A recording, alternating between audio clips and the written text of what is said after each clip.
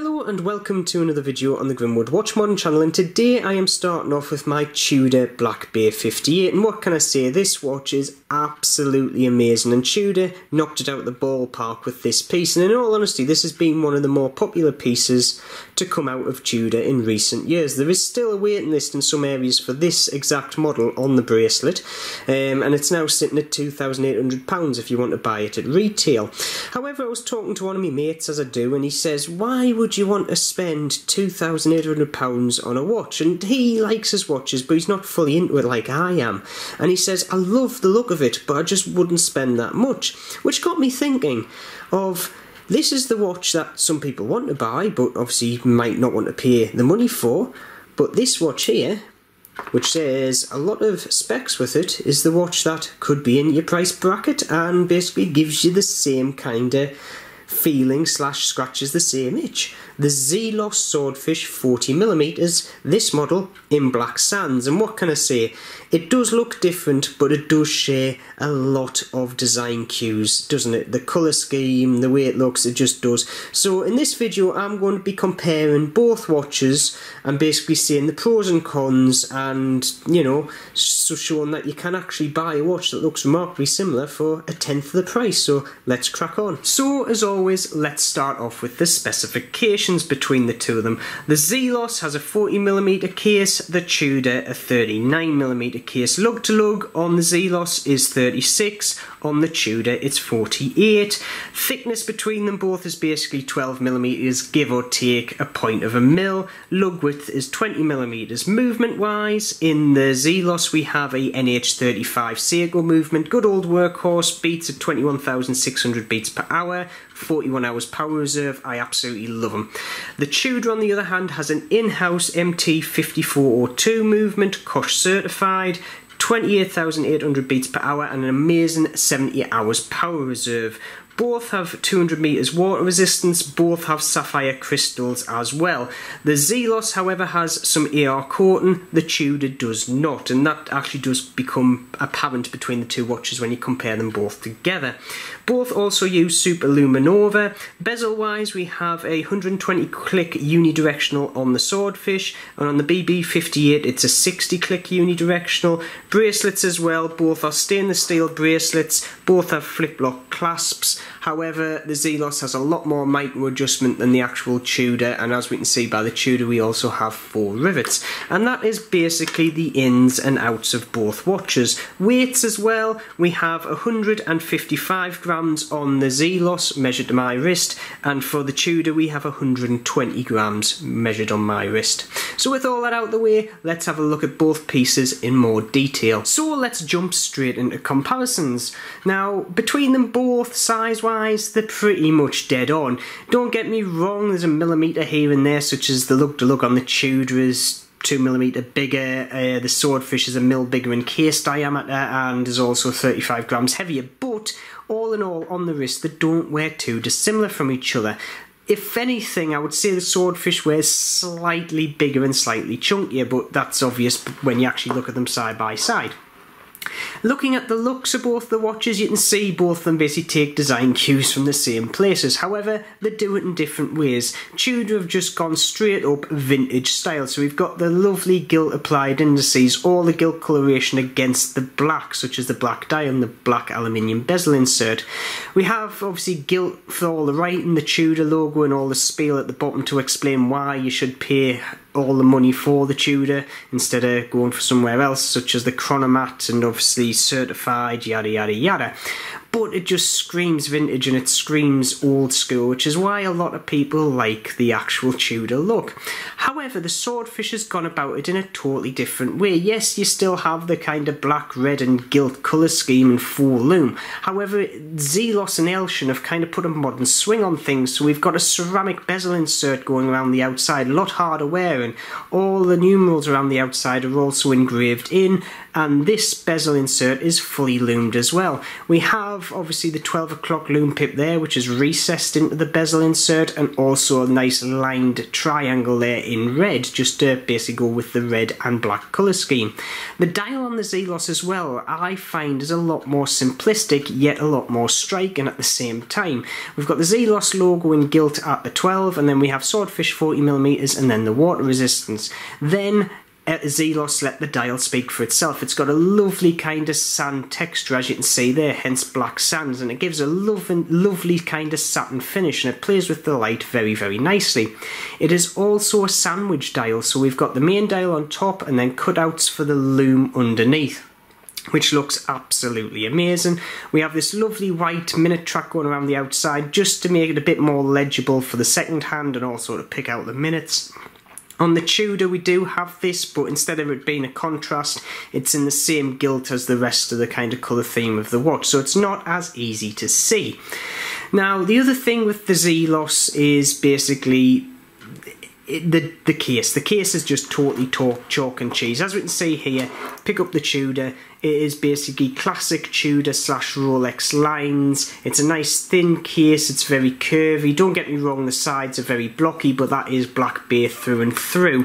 We also don't have any crown guards on this, just to basically follow the whole vintage theme. On the Zelos Swordfish though, Elshan has just basically gone all out and designed his own case, which Zelos always does, and Elshan does a very good job. Lovely brushing all the way around. We also have a few little surfaces, such as the top of these lugs, these crown guards here I should say, which are polished and they're done with very nice standard.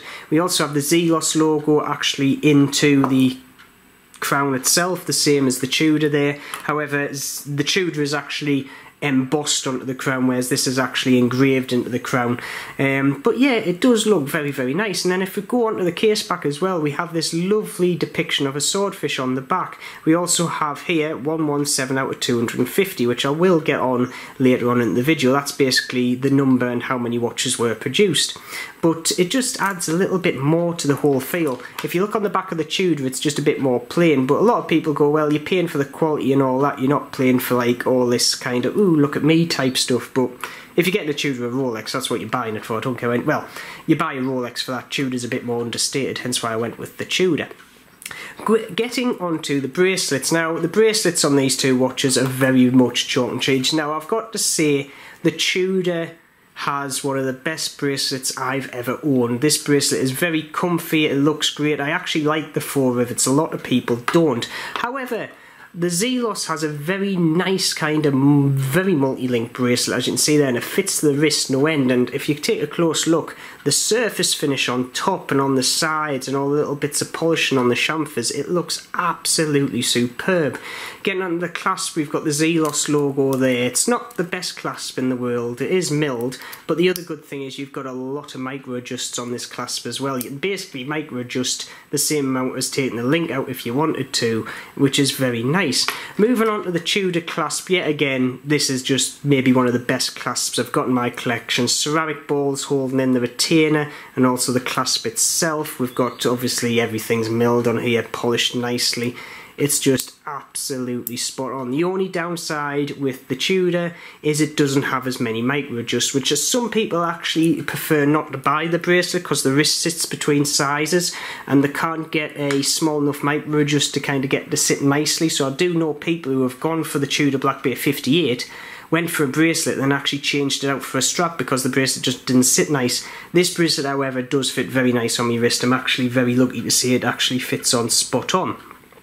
Now, the biggest thing between the watches, I've got to say, is quality. Now, don't get me wrong, if you're paying, you know, 4 figures for a Tudor and only 3 for the Zelos, there is going to be a difference in quality, but I don't think it's that vast. Now, don't get me wrong, like say the bezel action on the Tudor is absolutely smooth as a nut, whereas on the Zelos it's a tiny bit more stiff, it's a bit more kind of clicky, as you can hear, but it does the job, it stays in place, it is absolutely spot on. The winding and the movement on the Tudor is buttery smooth, whereas the Zelos is typical NH35. It's nice, it's good, but you know, it's nowhere near as good as the Tudor movement in there. However, if you come to service both these watches, the Tudor, the Swordfish, to be honest, a movement for one of these is only 35 quid, I would say, and replacing it is not a big issue.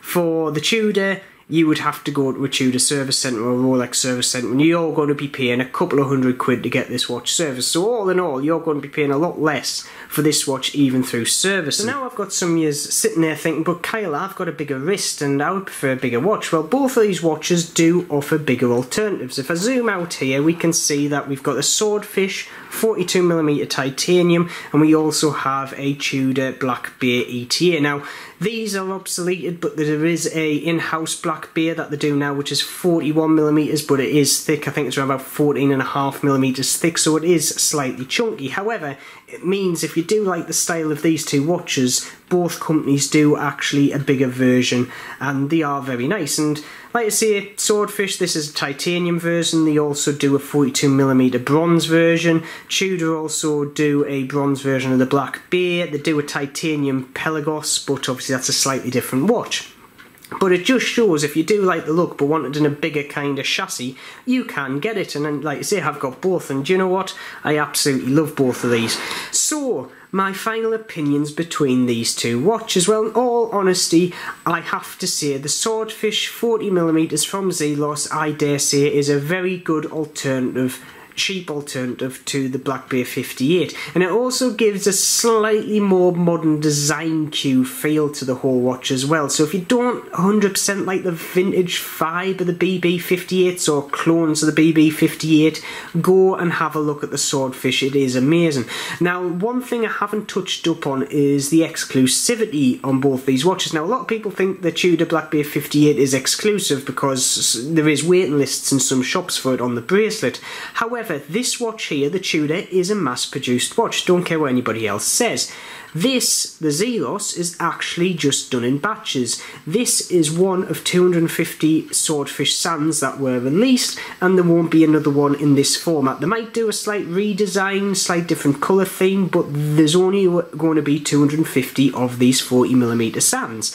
Now, a lot of you are now going to be screaming, well, if I can't get it, why do the video? Well, if you go over to the Zelos Timekeepers page on Facebook and you want one of these, put up that you want one of these Sands or one of the other 40mm Swordfishes, and I can guarantee somebody will put up that they're selling theirs, and in 9 times out of 10 they'll be doing it at close to the retail price that they bought it for, maybe slightly more to cover costs. They're a great community and they don't rip your eyes out. They're not flipping watches, they're just selling watches because they like to and they want to kind of renew their collection. But like I say, is the Zelos really 10% the watch of the actual Tudor? Well, no, in all honesty, I can't say it is. I think it is getting up there, maybe 50%. Put it this way, I've paid 280 quid for this watch now, brand new, and if I was to try and get a Seiko at the same price, I'd be looking at a Seiko 5, and the specs for that compared to this is absolutely chalk and cheese. This Zelos, specs-wise, is closer in comparison to this Tudor than it is to a lot of budget Seikos nowadays, and that is saying something. But enough from me. I want to hear your thoughts in the comments. Do you think the Swordfish is a good alternative to the Black Bay 58? Would you have one, or would you just save up and get the Black Bay 58 when you had enough money? Please say below. If you have liked this video, please like, subscribe, hit that bell button for future notifications, and as always, keep safe and I will see you soon.